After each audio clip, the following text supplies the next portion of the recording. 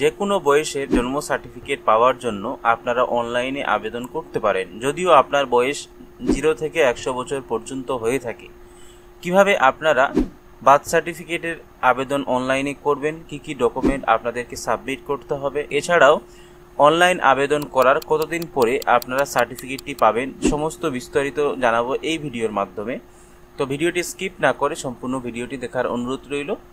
তো চলুন ভিডিওটা শুরু করা যাক। প্রথমেই আপনারা জন্ম সার্টিফিকেট আবেদন করার জন্য জন্ম মৃত্যু তথ্য যে পোর্টাল রয়েছে সেই পোর্টালে আপনারা চলে আসবেন। এই পোর্টালের লিঙ্ক ভিডিও ডেসক্রিপশন বক্সে দেওয়া রয়েছে, সেই লিঙ্কে ক্লিক করেও এই পেজে চলে আসতে পারে। তো এই পেজে আসার পরে আমাদেরকে যেটা করতে হবে সেটা হচ্ছে, এখানে দেখবেন সিটিজেনের একটা অপশন পাবেন।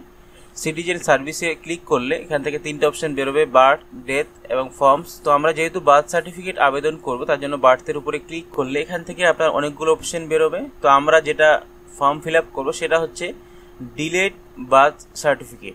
যেহেতু 0 থেকে 100 বছর পর্যন্ত বা বয়স বেশি হওয়ার কারণে এখান থেকে ডিলেড বার্থ সার্টিফিকেটে আপনাদেরকে ক্লিক করতে হবে। তার জন্য আমরা ডিলেড বার্থ রেজিস্ট্রেশনে ক্লিক করব।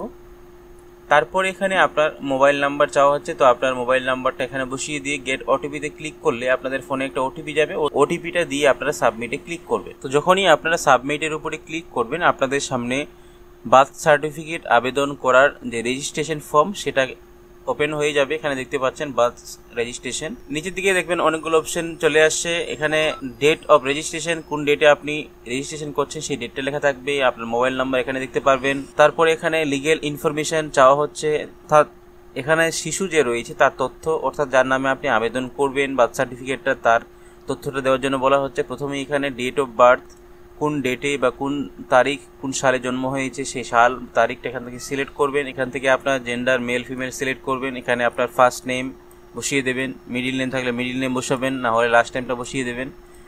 তারপরে দেখবেন মাল্টিপল প্রেগনেন্সির দ্বারা এখানে আপনার সিঙ্গেল না টুইন্স, যদি আপনি একাই জন্মগ্রহণ করেন সেক্ষেত্রে আপনি সিঙ্গেলে ক্লিক করবেন। আপনার সঙ্গে যদি যমজ কেউ জন্মগ্রহণ করে সেক্ষেত্রে টুইন্সে ক্লিক করবেন। তারপরে দেখবেন জন্মস্থান, আপনি কোন জায়গায় জন্ম হয়েছেন সেই জায়গা তথ্যটা চাওয়া হচ্ছে।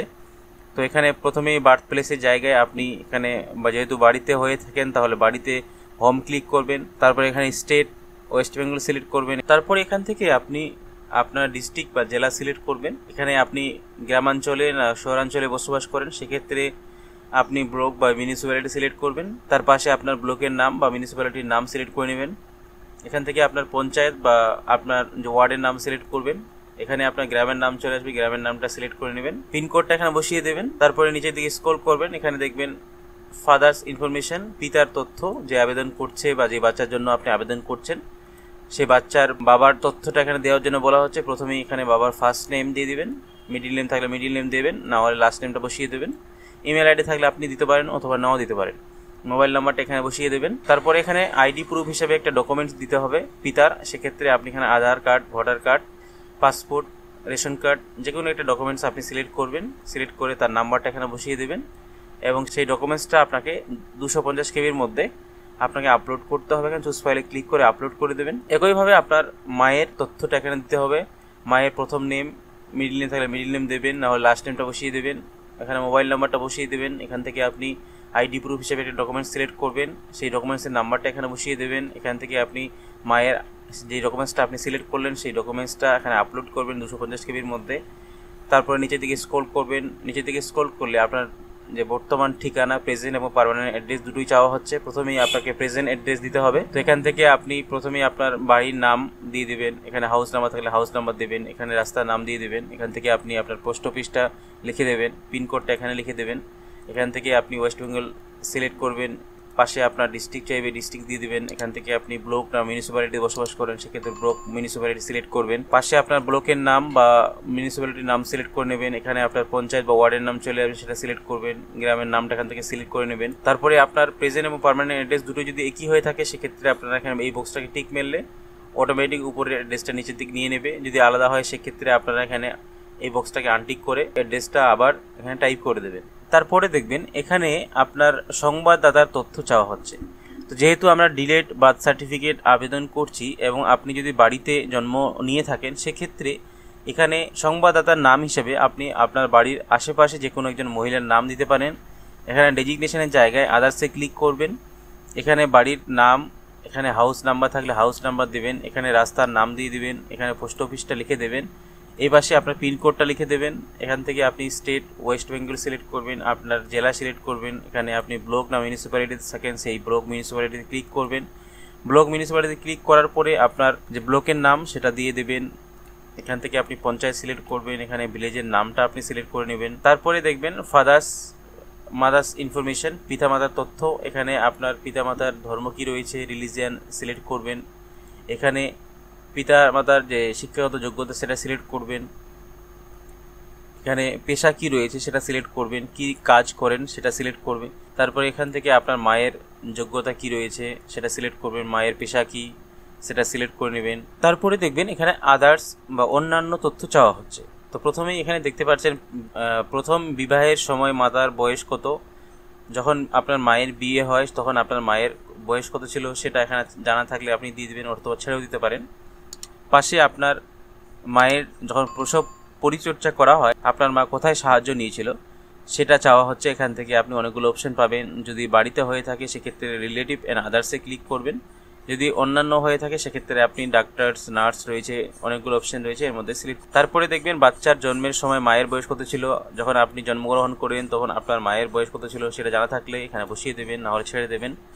এখানে প্রসবকালীন মেথড কি রয়েছে, বা যখন প্রসব করেন তখন নর্মাল না সিজারিয়ান হয়েছিল, তো বাড়িতে হয়ে থাকলে অবশ্যই নর্মালে ক্লিক করবেন। তারপরে দেখবেন বার্থ ওয়েট, আপনি যখন জন্মগ্রহণ করেন তখন আপনার ওয়েট কত ছিল সেটা লিখে দেবেন। তারপরে দেখবেন এখানে আপলোড ডকুমেন্টসের একটা অপশন রয়েছে। এখানে আপনাকে 3টা ডকুমেন্ট আপলোড করতে হবে। প্রথমটা হচ্ছে ফর্ম 1। ফর্ম 1 আপনারা জন্ম মৃত্যুর যে অফিসিয়াল পোর্টাল রয়েছে এই পোর্টালেই আপনারা পেয়ে যাবেন। এখানে আসার পরে সিটিজেন সার্ভিসে ক্লিক করলে নিচের দিকে দেখবেন যে ফর্ম রয়েছে, ফর্মসে ক্লিক করলে এখানে দেখবেন ফর্ম 1 একটা অপশন রয়েছে। ফর্ম 1-এ ক্লিক করলে আপনাদের সামনে এইভাবে ফর্মটা ওপেন হবে। এখানে দুটো ফর্ম রয়েছে, একটা হচ্ছে ইংলিশ, একটা হচ্ছে বাংলা। যে কোনো একটা ফর্ম আপনি এখান থেকে ফিল আপ করতে পারেন। ফিল আপ করা হয়ে গেলে সেই ফর্মটা আপনারা এখানে আপলোড করে দেবেন 250 কেবির মধ্যে। তারপরে এখানে চালান আপনাকে আপলোড করতে হবে। চালান কিভাবে পেমেন্ট করবেন বা কত টাকা আপনাকে কাটাতে হবে সে নিয়ে আমাদের চ্যানেলে ভিডিও অলরেডি দেওয়া রয়েছে। এই ভিডিও ডেসক্রিপশন বক্সে চালান পেমেন্ট করার লিঙ্কটা দিয়ে দেওয়া আছে, আপনারা সেই লিঙ্কে ক্লিক করে চালানটা পেমেন্ট করে নিতে পারেন। তারপরে দেখবেন এই পাশে পারমিশন আপলোড করার জন্য বলা হচ্ছে। তো পারমিশন লেটার আপনারা অনলাইনে আবেদন কিভাবে করবেন সে নিয়েও চ্যানেলে ভিডিও দেওয়া রয়েছে। পারমিশন লেটার অনলাইনে আবেদন করার যেমন সমস্ত বিস্তারিত তথ্যটি এই ভিডিও ডেসক্রিপশন বক্সে দেওয়া রয়েছে, সেই লিঙ্কটাতে ক্লিক করে আপনারা পারমিশন লেটার কিভাবে আবেদন করবেন, কি কি ডকুমেন্টস আপনার লাগবে সমস্ত তথ্যগুলো দেওয়া রয়েছে। ভালো করে দেখে আপনারা এই সমস্ত ডকুমেন্টসগুলো আগে রেডি করে নেবেন, তারপরে এই ফর্মটা অ্যাপ্লাই করবেন। তো সমস্ত ডকুমেন্টসগুলো আপলোড করা হয়ে গেলে সাবমিটে ক্লিক করবেন। তো যখনই আপনারা সাবমিটে ক্লিক করবেন তখনই দেখবেন আপনাদের সামনে এইভাবে একটা সাকসেসফুল মেসেজ শো করাবে, your application has been submitted successfully দিয়ে নিচে থেকে দেখবেন অ্যাকনোলেজমেন্ট নাম্বার একটা দেওয়া হয়েছে। এই নাম্বারটা অবশ্যই আপনারা আপনাদের কাছে নোট করে রাখবেন। এই নাম্বারটা দিয়েই আপনারা আপনাদের অ্যাপ্লিকেশনটাকে চেক করতে পারবেন। কিভাবে চেক করবেন তার জন্য আপনারা গো ব্যাক এই অপশনে ক্লিক করবেন। তারপরে আপনাদেরকে হোম পেজে নিয়ে আসা হবে। এখানে আপনারা আবারও সিটিজেন সার্ভিসে ক্লিক করবেন, দিয়ে বার্থ এই অপশনে ক্লিক করে এখানে আপনারা ট্র্যাক অ্যাপ্লিকেশনের অপশন পাবেন, ট্র্যাক অ্যাপ্লিকেশনে ক্লিক করবেন। ট্র্যাক অ্যাপ্লিকেশনে ক্লিক করলে আপনাদের পরবর্তী স্টেপটা ওপেন হবে। এখানে আপনার অ্যাকনোলেজমেন্ট নাম্বার যেটা আপনি পেলেন সেটা এখানে বসাবেন।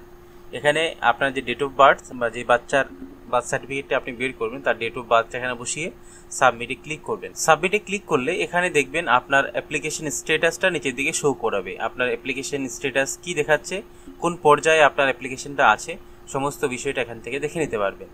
তো এইভাবে আপনারাও আপনাদের 0 থেকে 100 বছর পর্যন্ত বয়স হয়ে থাকলে বার্থ সার্টিফিকেট পাওয়ার জন্য অনলাইনে আবেদন করতে পারেন। আবেদন করার সম্পূর্ণ প্রসেসটি স্টেপ বাই স্টেপ আমি আপনাদেরকে দেখালাম।